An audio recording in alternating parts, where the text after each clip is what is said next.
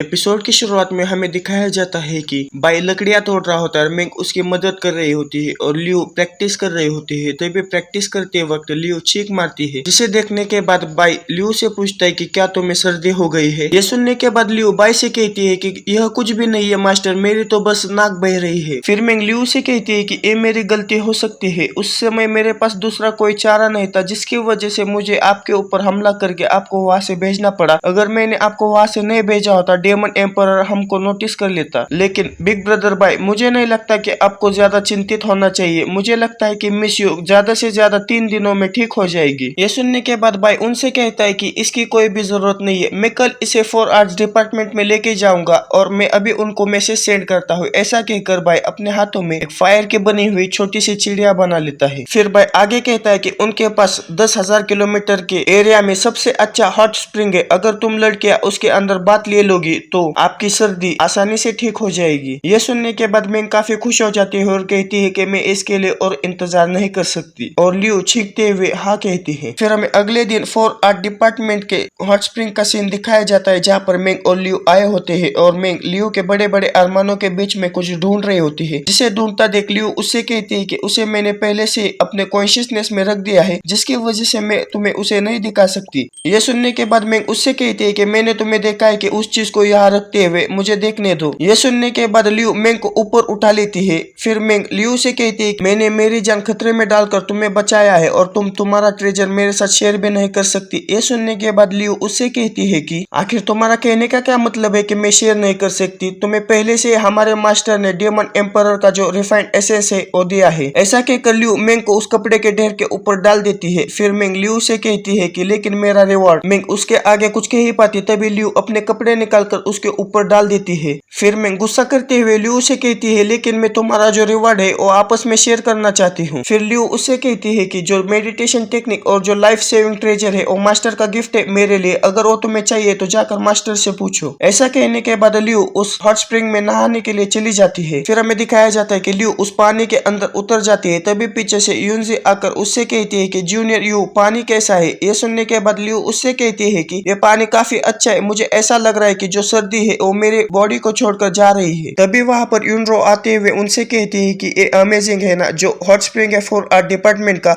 वो पूरे वाइल्डनेस में सबसे अच्छा है। तभी यूनरो की नजर वहां पर छोटे छोटे कीड़ों के ऊपर पड़ जाती है, जिसे देखते हुए वो यूनरो और यूनजी से कहते हैं कि आखिर वो क्या है। यह सुनने के बाद यूनजी लियो से कहते हैं कि उन डिमोन्स को स्टारलिंग्स कहा जाता है, वही इस पानी को क्लीन रखते हैं। और यूनरो कहते हैं कि उन्हीं की वजह से ये जो स्प्रिंग की क्वालिटी है वो बरकरार है। तभी हमें वहां पर 2 मॉन्स्टर्स को दिखाया जाता है जो कि आपस में लड़ रहे होते हैं। उनमें से एक मॉन्स्टर अपने भाषा में दूसरे मॉन्स्टर से कहता है कि चिल्लाना बंद करो, तुम हमारे कवर को उड़ाने वाले हो। और दूसरा मॉन्स्टर अपने भाषा में उसे कहता है कि ये अमेजिंग है, मैं बहुत समय से इस दिन का इंतजार कर रहा था। और लियो उनकी तरफ देखते हुए कहती है कि क्या वो सच में स्प्रिंग वाटर को क्लीन रखते हैं? और साथ ही में वो अपने मन में कहती है कि मैंने पिछले जन्म में इनके बारे में कुछ भी नहीं सुना था, क्या ये नई स्पीशीज है? तभी उनके पास 4 आर्ट डिपार्टमेंट के वाइस इंस्ट्रक्टर लियो क्योर आते हुए उनसे कहती है कि ट्रायल में बहुत सारे पॉइंट्स को जीतने के बाद हमें पता चलता है कि तुम सिर्फ एक बम्किन हो जिसने की कभी भी दुनिया नहीं देखी। ये सुनने के बाद लियो उससे कहती है कि क्या तुमने मुझे अभी बम्किन कहा? फिर क्योर पानी में उतरते हुए उससे कहती है कि तुम अनएजुकेटेड और एक जंगली हो और मुझे ऐसा लगता है कि तुम और तुम्हारे मास्टर एक जैसे हो, और मैं तुम्हें दिखाती हूँ कि इन स्टारलिंग्स को प्रॉपरली कैसे यूज करते हैं। ऐसा कहकर वो अपने पैर को ऊपर उठा लेती है और उन स्टारलिंग्स को यहाँ पर आने के लिए कहती है। ये सुनने के बाद वो स्टारलिंग्स भूखे कुत्तों की तरह उसकी तरफ बढ़ने लगते हैं और वाइस इंस्ट्रक्टर क्योर के पैरों में गुदगुदी करने लगते हैं। और लियो क्योर को देखते हुए अपने मन में कहते हैं कि अच्छा तो ये उसकी जैसी है। तभी लियो से यूनरो कहती है कि जूनियर लियो, आपको उसकी बातों को दिल से लगाने की जरूरत नहीं है, वह सिर्फ अपना गुस्सा आप पर निकाल रही है क्योंकि वह हमारे मास्टर को नहीं हरा सकती। ये सुनने के बाद क्योर उनसे कहती है कि उस लड़की से क्या लड़ना जिसके पास अपनी सेल्फ रिस्पेक्ट भी नहीं है, और मैंने इंस्ट्रक्टर बाई को उसके रूम में जाते हुए अपने इन्हीं 2 आंखों से देखा है। ये सुनने के बाद लियो काफी हैरान हो जाती है और उसे कहती है कि अभी तुमने क्या कहा? तभी हमें बाई को दिखाया जाता है जो कि मून से कहता है कि सीनियर सिस्टर क्या ये गलत नहीं है? यह सुनने के बाद मून बाई से कहती है कि इसमें क्या गलत है, तुम ऐसे एक्ट मत करो कि तुम्हें ये नहीं चाहिए। यह सुनने के बाद बाई उससे कहता है कि मेरे कहने का ये मतलब नहीं है, ऑफ कोर्स मुझे ये चाहिए, लेकिन तुम्हें नहीं लगता कि ये थोड़ा सा वियर्ड है क्योंकि हम खाने को बंद दरवाजे के अंदर पका रहे हैं? फिर मून बाई से कहती है कि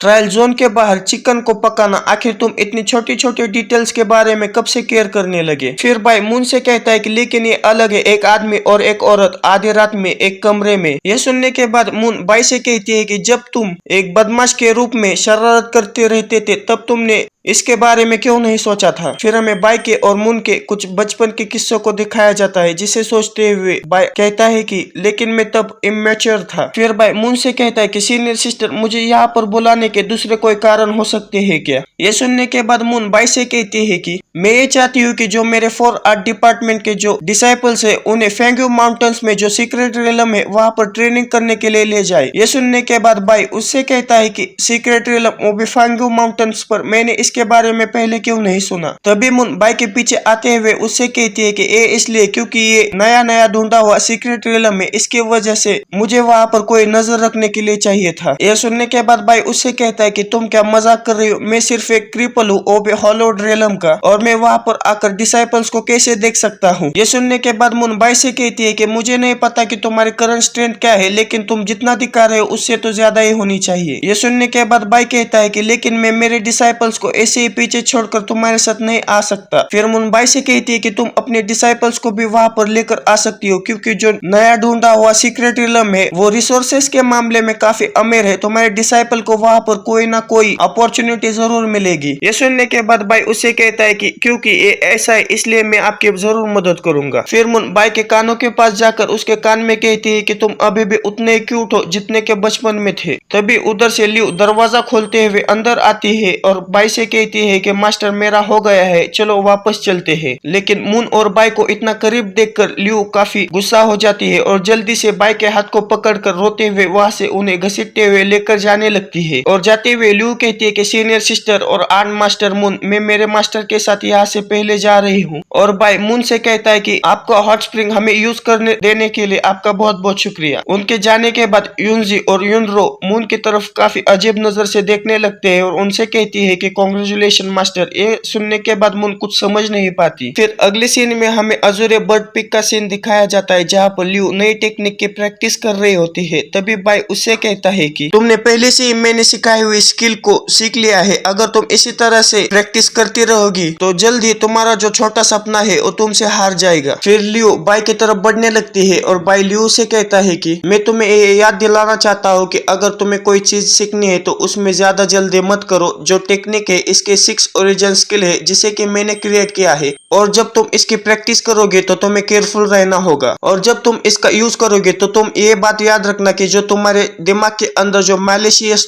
थॉट्स है उसे तुम्हें रिमूव करना है। लेकिन ल्यू बाई के बातों के ऊपर ध्यान नहीं दे रही होती है, जिसे देखकर बाई उससे कहता है कि क्या तुम मेरी बातें सुन रही हो। तभी ल्यू बाई के पास आकर उसके कंधों को पकड़कर नीचे जमीन पर लेटा देती है, उसके ऊपर बैठ जाती है और अपने कपड़े को ऊपर करते हुए बाई से कहती है कि मास्टर चलो एक बच्चा पैदा करे। बस दोस्तों इस वीडियो में इतना ही। वीडियो कैसा लगा मुझे कमेंट कर जरूर बताइएगा। मिलते हैं अगले किसी वीडियो में। Okay bye.